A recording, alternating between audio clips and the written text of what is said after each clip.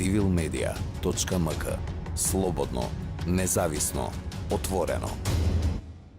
Добар ден на сите. Да изразам сочувство и јас во мое име на семејството на господинот Маличи.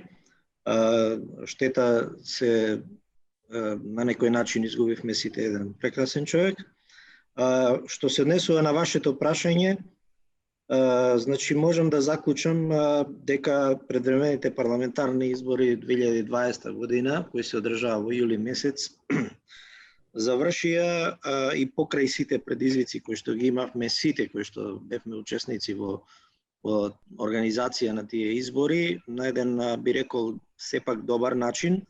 Тоа го покажува впрочем и финалниот извештај на мисијата на ОПСИ од ИХР кој што пред неколку дена го добивме, и она што се однесува на организацијата од страна на институциите, потенцирано дека беше со оглед на околностите во кои што се организираа изборите одлично направено, и првиот ден, и вториот ден, и третиот ден изборен, главниот ден на изборите помина одлично и нормално со забелешката која што сите нас на некој начин не стави во една незавидна ситуација, тоа е објавувањето на резултатите и техничкиот проблем кој што настана заради хакирањето на сајтот на ДИК од страна на непознати сторители, и истрагата се уште трае за тој настан.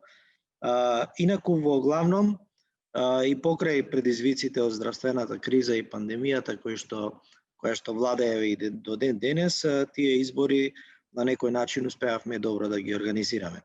Она што предстои пред нас, тоа се предвремените парламентарни избори, и се извинувам, локални избори за Штип и за општина Пласница.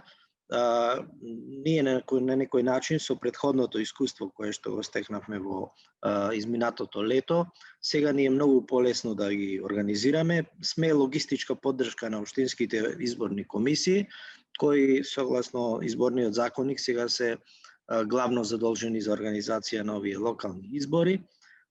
Ги направивме подготовките на време, се одвива согласно планираното. Се надевам дека ќе биде организацијата на едно високо ниво и ќе завршат успешно. Она што сакам да го потенцирам за претходните летните избори, би рекол парламентарни, е тоа дека и покрај сите стравови кои што постоеа во тој период, се покажа дека изборите не представуваа кластер за ширење на пандемијата, затоа што се покажа дека сме ги превзеле сите превентивни мерки кога ќе дојдат гласачите на гласачките места да бидат заштитени во најдобра можна мерка. Се дезинфицираа сите гласачки места, се превзедоа сите мерки за заштита, маски, ракавици, заштитни средства за заштита имаше на секое гласачко место. Се разбира, имаше некаде и несовесни гласачи кои што се обидуваа да го нарушат редот, меѓутоа тоа во една толкава организација, би рекол, е нормално и со оглед на менталитетот на нашите граѓани, меѓутоа сепак мислам дека оценката е добра и позитивна. На овие избори во Штип и во Пласница имаме една влошена здравствена ситуација во однос на летниот период, затоа што бројките се многу поголеми сега, меѓутоа ги презедовме сите можни мерки за да ние како организатор на изборите не бидеме повторно причина за било какво проширување на или зголемување на тие бројки. Се надевам дека ќе биде секако што треба и дека ќе помине во најдобар ред. Велите дека сепак нели треба да го смениме на некој начин менталитетот и нашата култура на тоа за да ги надминеме некои од проблемите кои што ги имаме секој изборен циклус. Дали оние измени во изборниот законник што се внесоа, да речеме, а беа предвидени за тогаш закажаните избори на 12 април, беа доволни со се дополнувањата поради мерките и заштитата од пандемијата со COVID-19, за да речеме дека немавме дупки, условно речено, во изборниот законник и дека сите тој ги исполни сите услови, нели, кои што треба да бидат за да речеме дека на крајот имавме фер, слободни демократски избори. Значи, измените кои што беа направени во многу краток период пред изборите, морам да кажам дека не треба да се прават така, значи тоа постојано го потенцираме.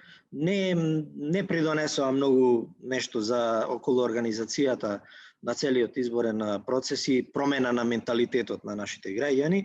Ние треба да се трудиме да донесеме едно вистинско законско решение на време, сега во овој период би требало да почнеме, за наредните локални избори да го имаме тоа искристализирано законско решение кое што ќе ги затвори сите гапови на некој начин кои што се јавуваат во самиот изборен законник и честите промени кои што во минатиот период се правеа во тој законник доведуваат до тоа да сега имате во самиот законник колизија на норми кои што се составен дел на истиот закон и ни представуваат на некој начин проблем во функционирањето и организацијата. Значи, јас би апелирал да се престани со праксата на промена на закон на изборниот законник и изборното законодавство во 5 до 12 или честата промена, треба да се направи едно добро законско решение кој што ќе ги предвиди сите овие ситуации за да може на изборните органи да им се даде шанса вистински да го организираат процесот, а со тоа и да се дигне довербата на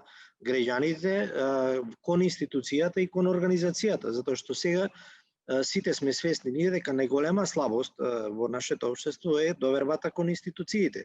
И за да ја подигнеме таа доверба, тоа ниво, ние мораме да го јакнеме и капацитетот на институциите, меѓутоа и да ги ставиме на здрава основа, а здравата основа представува чист, добар изборен законник кој што во иднина нема да отвара дилеми на било кој начин во организација на испроведување на избори. Треба да се направи тој исчекор конечно, да преминеме од зборови на дела како што викате вие. Значи желбите се едно, меѓутоа реалноста треба малку пооперативни да видиме и да ја завршиме еднаш таа обврска како држава и како граѓани сите ние, за да можеме потоа да се повикуваме и на граѓаните, односно да им даваме обврски на граѓаните. Тука пред се мислам и на тамошниот период кога треба да се зголеми нивото на едукација на граѓаните, кампањи да се прават за значењето на изборниот процес, кампањи да се прават во делот на едукација на младите граѓани, гласачи кои што идат и така натаму, за да ја сватат својата обврска и да го сватат значењето на изборниот процес и значењето на давањето на глас за одредена опција, што значи тоа за нивната иднина и така натаму. Дали ќе имаме време, еве да речеме, до локалните избори наредната година да ги направиме тие измени како што треба? Конечно да ги направиме онака оперативно како што треба со изборниот закон. Ќе ви кажам дека во тек е една би рекол работа која што последниот период се случува, тоа е од страна на Министерството за правда во рамките на еден поширок, подолгорочен проект кој што го финансира швајцарската амбасада, се прават напори да се оформи работно тело. Мислам дека е при крај тоа за да се почне со разговори за нов изборен законник кој што ќе се донесе во рамките на овие неколку месеци со цел да за наредните избори биде готов како решение и да биде оперативен. Се надевам дека овој пат сите ќе ја сватат сериозно таа работа и дека ќе се дојде до заедничко решение.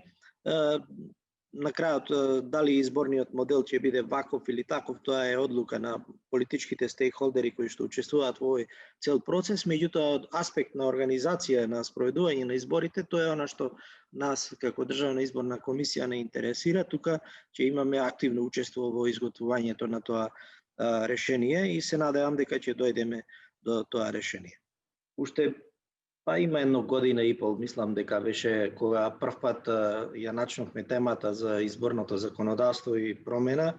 Тогаш кажав дека од 2005 година наваму од кога е донесен изборниот законник има над 30-тина, сега се веќе повеќе од 35 измени, амандмански интервенции во самиот изборен законник и согласно она што сме го учеле валјда како нормативно право, јасно кажува дека треба да се размислува за носење на нов изборен законник и тоа е она што стално го потенцирам јас, затоа што еве и претходните говорници и колешката Катица кажа дека често се среќаваат со невозможни ситуации кога една со друга одредба во самиот законник се судираат и не знаат како да одат понатаму, и ние истите проблеми ги имаме. И од тие причини постојано потенцирам јас на сите средби. Пред некој ден имавме средба една на која што беа присутни претседателот на Собрание, јас како претседател на ДИК, беше присутен министерот за правда, министерот Никола Димитров и беше лидерот на опозицијата Христијан Мицковски, на која што исто така потенцирав и се залагам да се седне и конечно да се договори начин како да се донесе нов изборен законник, да не се оди понатаму со амандмански интервенции, постојано привремени, кои што се повеќе прават проблеми отколку што решаваат реално некои проблеми кои што се јавуваат во меѓувреме. И тоа да се направи со сериозен пристап, да се вклучи јавноста, да се вклучат сите заинтересирани страни, граѓанските организации, политичките партии и така натаму, се со цел да се дојде до едно вистинско решение законско, кое што ќе ги штити интересите пред се на граѓаните на оваа држава, за да се доведе до една ситуација, кога ќе имаме организација и спроведување конечно на избори каде што со многу малку, предпоставувам, забелешки ќе видите вие сите кои што го мониторирате процесот. Како ќе се одвива работата, не знам понатаму. Што се однесува на, јас ќе инсистирам и понатаму, додека сум овде, постојано да одиме со такво решение. Што се однесува до вашето прашање за медиумското рекламирање, односно она што 2019 година од 5 до 12 се наметна како обврска на Државна изборна комисија, без да се размисли како тоа ќе се спроведе и на кој начин ќе се мониторира, се префрли обврската од Министерство за финансии за плаќање на медиумската кампања на ДИК, на Државна изборна комисија, која што реално нити има капацитет да го мониторира тој процес, нити пак има методологија во одреден дел за мониторинг, посебно на медиумите порталите, електронските медиуми портали, како може тоа да го изведе и на кој начин да го изведе тој мониторинг. Едноставно врши трансфер на средства врз база на поклонува верба, врз база на склучени договори и доставена документација од страна на политичките партии и медиумите. Делот кој што се однесува на она што значи контрола на АВМ е окей до некаде, во ред е, затоа што АВМ сепак има некоја методологија за мониторинг и ни доставува извештај и врз база на тој извештај ние вршиме исплата. Меѓутоа, верувајте ми, делот што се однесува на порталите, таму веќе одговорно можам да кажам дека постои секаква можност. Секаква можност, затоа што законот е толку непрецизен, одредбите се толку непрецизни, што даваат можност секому да учествува во поделбата на колачот. Сметам дека треба да се размисли понатаму дали да се задржи ваквото законско решение од буџет да се покрива со буџетски средства медиумската кампања.